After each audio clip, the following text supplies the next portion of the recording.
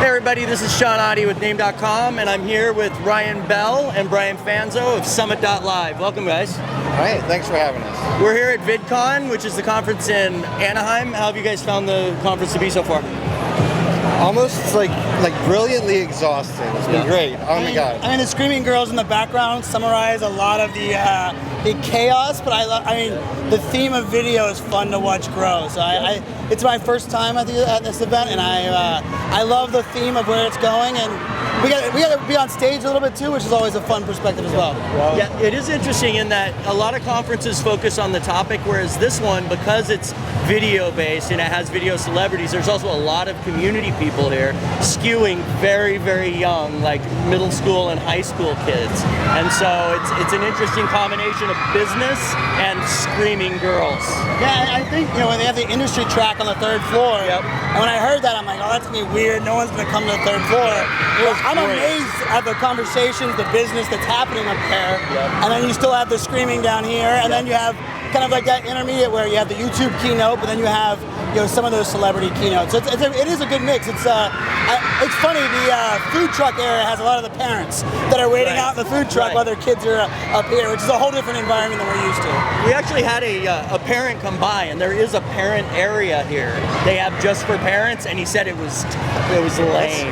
He said it was terrible. What's the parent area equivalent of like a ball pit? Like where do the parents play? I have no idea. Like they put all the episodes of Star Trek Generations or something. Or Murder, She Wrote, depending on the age. Here's Murder, She Wrote. Go. That's your video. Go. Yeah, go sit down.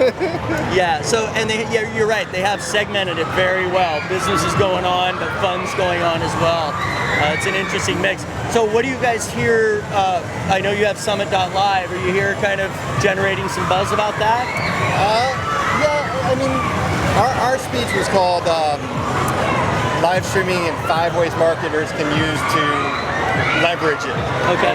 I was kind of surprised because I usually name the titles, and that was not a title I would name, obviously. And it's like a clickbait panel title. Yeah, it was not a clickbait. It was like I can't even remember the panel title. Right. Holy crap! We've got a massive amount of kids with phones running. So someone important has gone by. Yeah, a 14-year-old Musical.ly star. Yeah. It's probably the world sensation lip syncer. It is this is an interesting environment. I just want some of your hair. One of the things I think part of what we're coming here also is really understand that live video really amplifies good stuff that's already happening. Right. And for us, understanding what good stuff is resonating, what good shows are happening, so that not only we can bring them to our event, but that we can even highlight that with our community. Because I think part of this idea is that we want to empower the creator, and the creator doesn't have to be only a live streamer. Actually, most of the time, they're not just a live streamer. And I think it's been a fun, environment to see. We hung out with some Snapchatters a little bit ago that we've known for a while. Met up with some YouTubers. YouNow definitely has a buzz. So it's fun. It's fun from that aspect too, because we get to come in as nobody really knows who we are, which is a nice, refreshing piece to just focus on what the creators are doing. Oh, and seeing all the different communities going around. Like we found out about apps that we didn't know about. We found out about companies that we didn't know about, communities that we didn't know about, and it's funny. Yeah. One of the ones that I was really impressed with was Switcher. Oh, Switcher Studio? Yeah. Oh, hell yeah, Switcher Studios. Like, we're using that for a show that we're about to produce, and really excited about that because it brings professional level to what we're doing, and that's what we want to do to differentiate ourselves. Because if you look out here, there's a ton of competition for people that want to make something special, want to make something cool. Yeah. I think it's a theme in Live right now. Live went from being the unprofessional version and Produce being the professional version, and now we want a hybrid. We went in the middle. It's kind of like in the domain side of I think where we're going in the idea of personalization. It went from my own website to all of a sudden I want a Tumblr page. Well, I don't want a Tumblr page, but I want my own website, my own domain that I can manage. I think video is the same way. I'm excited to see where this kind of trend kind of shifts back, where we can use Switcher, we can start bringing some of that professional quality, but I can still shoot from my mobile phone, right? Where I don't need an entire production team. And I think one of the themes for us has always been a lot of these things don't replace one or the other. They help all of us play better together. And Switcher's pretty impressive. I'm excited to play with that more and really push that tool forward as well. Yeah, the CEO was at my office day before yesterday. Yeah. and I was so inspired. Name dropped. Oh, Nick Mattingly, yeah, Nick Mattingly, it's so cool. And I was like so like all in that I went and bought like an iPod Touch, because it has the same camera as a 6, and it's like $199. And I bought a new router, so I legit spent $500 just because I was like so excited to be able to use that product. So as far as the one of the things that we're obviously the reason we're here at VidCon is because we have some of the extensions like .video and .live that are really speaking to the live communities. You mentioned Ustream and some of the other communities that are out there. Now, do you focus basically on live action video, or do you guys also want to expand to include things like Twitch or even things like the live coding? Because there's so much live streaming out there. But there's also, people playing games, people doing live coding, which sounds like the most boring thing in the world. I love that question because it's so interesting, and I think we can represent a big thing where all communities can come, but I think about Twitch all the time because Twitch is so huge and and they have TwitchCon. Like it's almost like we've never really had much of that discussion, but I want to talk to the people that build Twitch and that work with those communities just so I can understand how they've done that so well. Because now they're trying to do other things outside of Twitch. They're trying to do like Twitch music, and nobody's really doing it, but they're so hardcore games. They just own that space. And I think part of it, it's this community aspect where I think the creators for the first time have a lot of the power. They define the platform. They do. And I think ultimately, no matter what platform you're playing on, you want to be associated with other creators, as well as you want to kind of stand out with other creators. And I think the Twitch family coming on Musically is another one that they have Live.ly, which is another version of them that's doing some live streaming for their Musically base. I think we're going to see a lot of that come along. YouTube threw their name in the hat this week.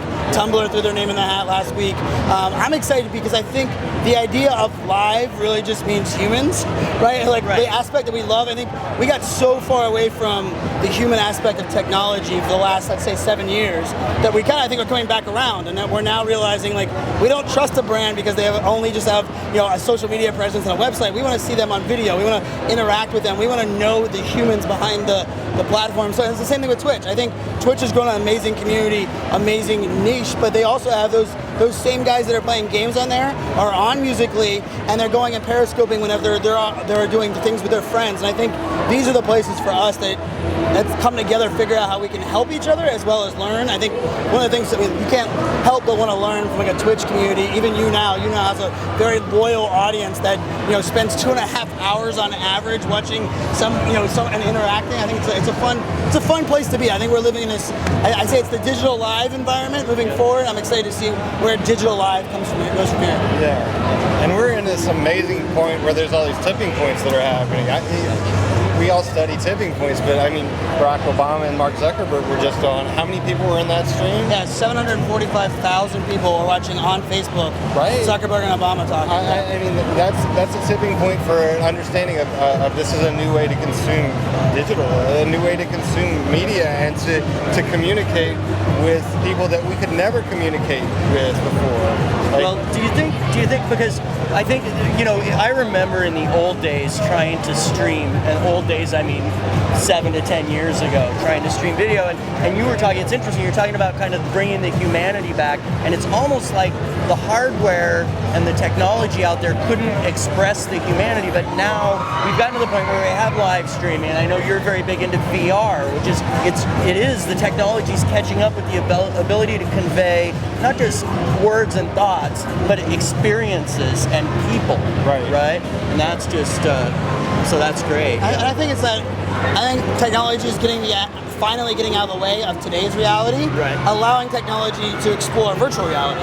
Because that's part of the problem is that it wasn't simple. I remember watching Steve Jobs' first iPhone from a Justin TV wired hat cam through an FTP server that was broadcasted back, and it was half staticky, and you had to know the private IP address because they didn't want it to get shut down. And now we've finally changed where, it's the good and the bad. The good news about live streaming today is everyone can press the button.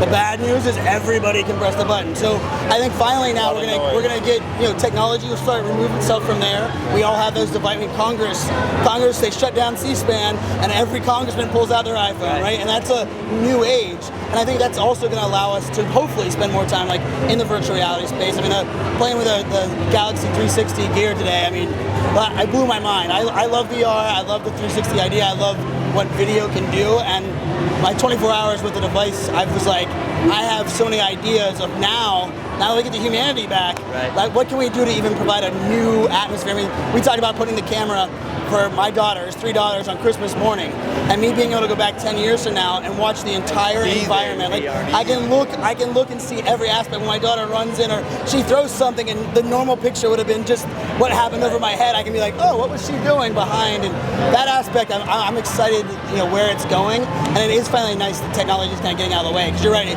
live streaming is not new. Live streaming that make it made easy is definitely something that's only about 18 months old. So you talked about how anybody can push the button, right? And that happened with blogs, it happened with a lot of things, right? You have the early adopters who are really committed and they do well, and then it gets broader and broader. And each of those technologies that's had that happen has kind of had some type of directory or culling platform. Do you see any platforms out there or any systems out there? Because there are so many live streamers. You know, you go to Periscope or you go to any of these things and it's just like a barrage, it's a fire hose, and trying to pick out those quality things.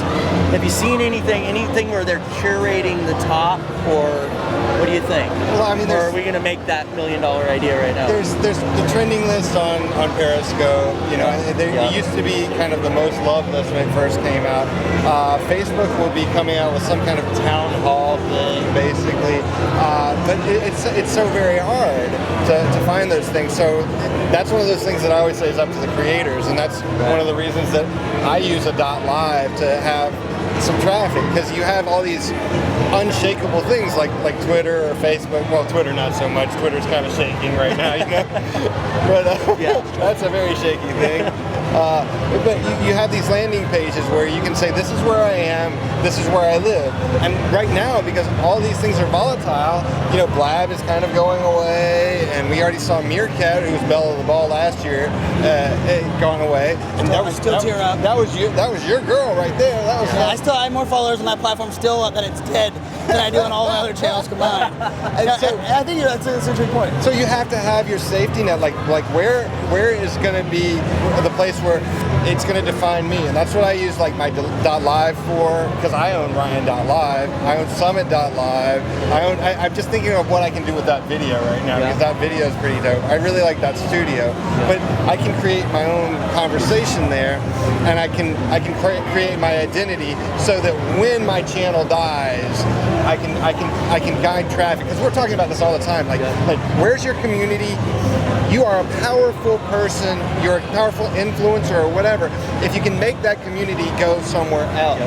Yeah, the ability to transfer that, the ability to move platform to platform. And so all you have to do is there's that upfront training your audience. Like, this is where you go. You go to Ryan.live. This is where you go. Don't go to periscope.tv/whatever. Go to I don't Ryan.live. broadcast there anymore. You might want to go somewhere else. And you can just point it, and if they're trained, then they find you automatically. Yeah. It's that earned media conversation, and I love social. It's my #1 driver for all traffic, but they're not investing in me, those platforms, right? I want to always control the one home that I can get, but I also think marketers have really ruined the space we're in now, kind of like we said with the blogging, where content for content's sake.